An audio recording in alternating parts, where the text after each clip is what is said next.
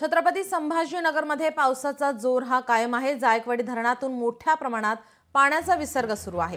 1,13,884 क्युसेकने पाण्याचा विसर्ग सुरू आहे। जायकवाडी धरणाचे सर्व 27 दरवाजे उघडले आहेत। गोदावरी नदीत विसर्ग सुरू आहे।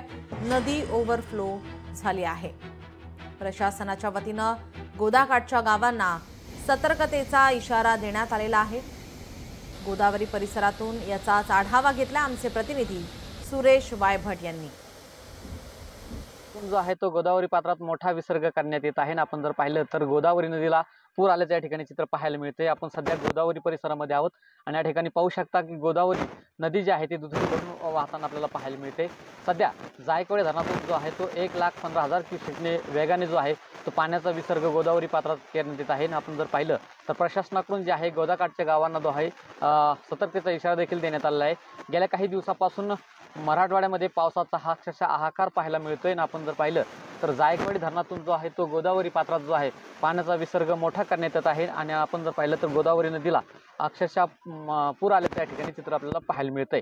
सध्या जायकवाडी धरणातून 1,15,000 क्युसेक वेगानं पाण्याचा जो आहे तो विसर्ग करण्यात येत आहे। लोकशाही न्यूज साठी सुरेश वायभट, पैठण। लोकशाही मराठी ऐका, पहा, जागरूक रहा।